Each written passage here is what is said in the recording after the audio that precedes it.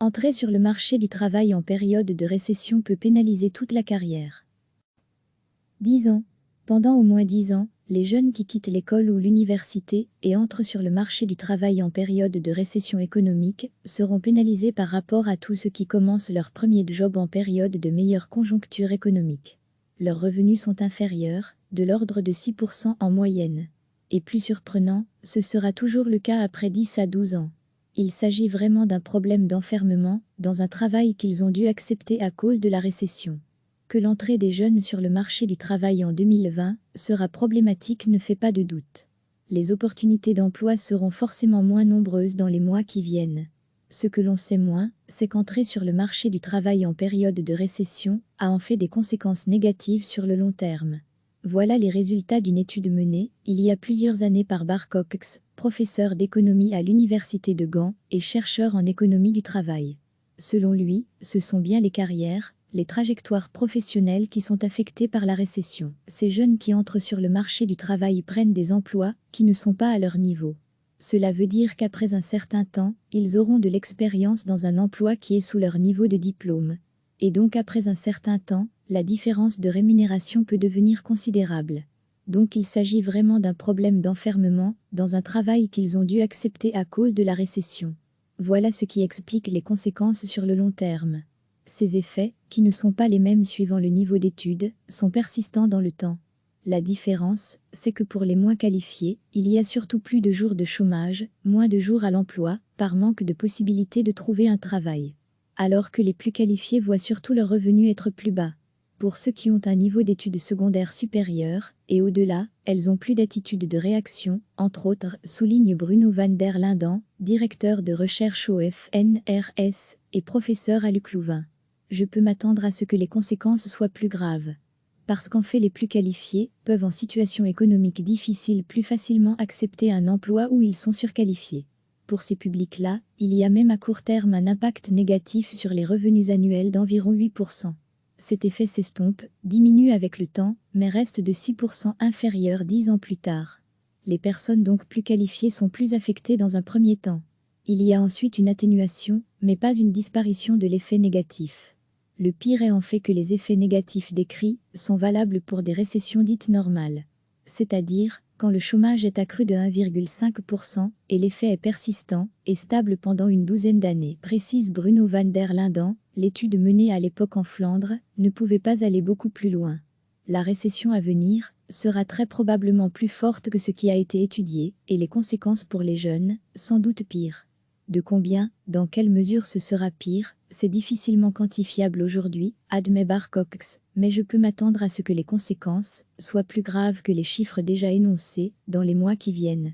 Que peut-on faire pour ces jeunes qui arrivent en fin de scolarité ? La réponse principale reste d'atténuer la crise, de stimuler la demande agrégée pour absorber les effets négatifs de cette crise, estime Bar Cox.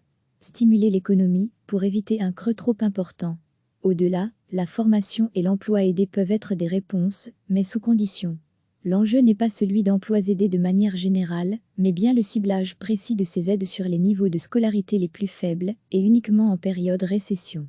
Parce que selon Bruno van der Linden, ce qui est clair, c'est que des subventions à l'embauche, temporaires, pendant 1 an ou 2, ciblées, en récession, sur des personnes avec des scolarités vraiment faibles, jouent un rôle positif.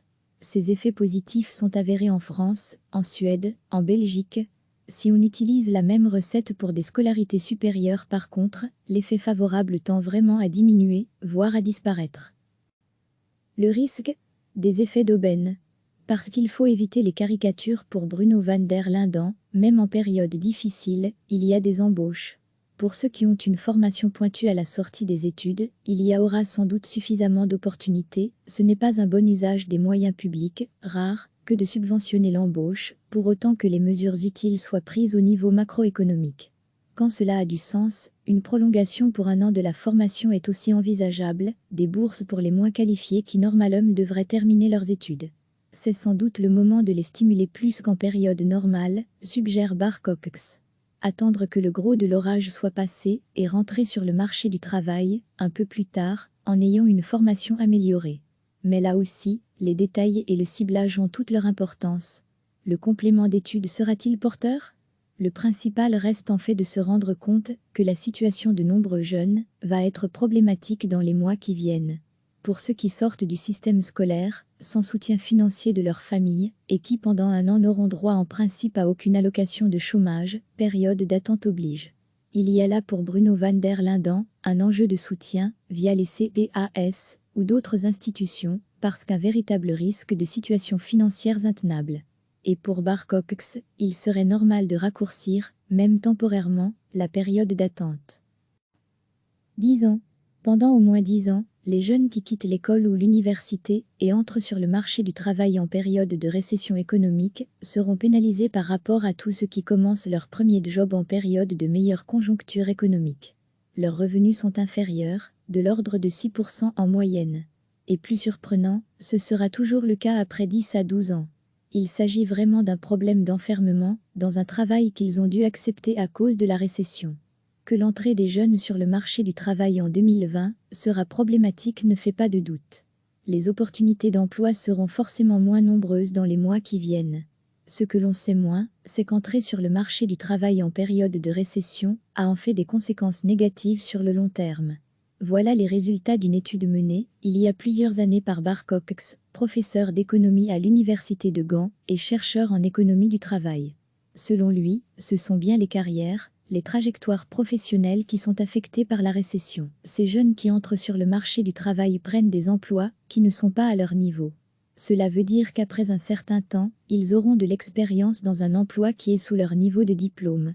Et donc après un certain temps, la différence de rémunération peut devenir considérable. Donc il s'agit vraiment d'un problème d'enfermement dans un travail qu'ils ont dû accepter à cause de la récession. Voilà ce qui explique les conséquences sur le long terme. Ces effets, qui ne sont pas les mêmes suivant le niveau d'études, sont persistants dans le temps.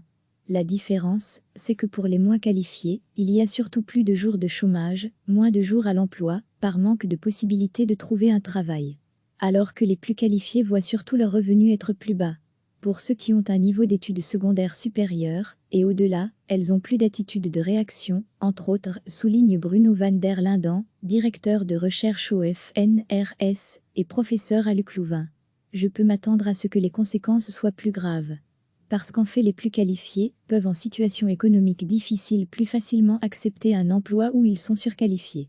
Pour ces publics-là, il y a même à court terme un impact négatif sur les revenus annuels d'environ 8%. Cet effet s'estompe, diminue avec le temps, mais reste de 6% inférieur 10 ans plus tard. Les personnes donc plus qualifiées sont plus affectées dans un premier temps. Il y a ensuite une atténuation, mais pas une disparition de l'effet négatif. Le pire est en fait que les effets négatifs décrits sont valables pour des récessions dites normales. C'est-à-dire, quand le chômage est accru de 1,5% et l'effet est persistant et stable pendant une douzaine d'années, précise Bruno van der Linden, l'étude menée à l'époque en Flandre ne pouvait pas aller beaucoup plus loin. La récession à venir sera très probablement plus forte que ce qui a été étudié et les conséquences pour les jeunes, sans doute pires. De combien, dans quelle mesure ce sera pire, c'est difficilement quantifiable aujourd'hui, admet Bar Cox, mais je peux m'attendre à ce que les conséquences soient plus graves que les chiffres déjà énoncés dans les mois qui viennent. Que peut-on faire pour ces jeunes qui arrivent en fin de scolarité ? La réponse principale reste d'atténuer la crise, de stimuler la demande agrégée pour absorber les effets négatifs de cette crise, estime Bar Cox. Stimuler l'économie pour éviter un creux trop important. Au-delà, la formation et l'emploi aidé peuvent être des réponses, mais sous condition. L'enjeu n'est pas celui d'emplois aidés de manière générale, mais bien le ciblage précis de ces aides sur les niveaux de scolarité les plus faibles et uniquement en période récession. Parce que selon Bruno van der Linden, ce qui est clair, c'est que des subventions à l'embauche, temporaires, pendant un an ou deux, ciblées, en récession, sur des personnes avec des scolarités vraiment faibles, jouent un rôle positif. Ces effets positifs sont avérés en France, en Suède, en Belgique. Si on utilise la même recette pour des scolarités supérieures par contre, l'effet favorable tend vraiment à diminuer, voire à disparaître. Le risque ? Des effets d'aubaine. Parce qu'il faut éviter les caricatures pour Bruno van der Linden, même en période difficile, il y a des embauches. Pour ceux qui ont une formation pointue à la sortie des études, il y aura sans doute suffisamment d'opportunités, ce n'est pas un bon usage des moyens publics, rares, que de subventionner l'embauche, pour autant que les mesures utiles soient prises au niveau macroéconomique. Quand cela a du sens, une prolongation pour 1 an de la formation est aussi envisageable, des bourses pour les moins qualifiés qui normalement devraient terminer leurs études. C'est sans doute le moment de les stimuler plus qu'en période normale, suggère Bar Cox. Attendre que le gros de l'orage soit passé et rentrer sur le marché du travail, un peu plus tard, en ayant une formation améliorée. Mais là aussi, les détails et le ciblage ont toute leur importance. Le complément d'études sera-t-il porteur ? Le principal reste en fait de se rendre compte que la situation de nombreux jeunes va être problématique dans les mois qui viennent. Pour ceux qui sortent du système scolaire, sans soutien financier de leur famille, et qui pendant 1 an n'auront droit en principe à aucune allocation de chômage, période d'attente oblige. Il y a là pour Bruno van der Linden un enjeu de soutien via les CPAS ou d'autres institutions, parce qu'un véritable risque de situation financière intenable.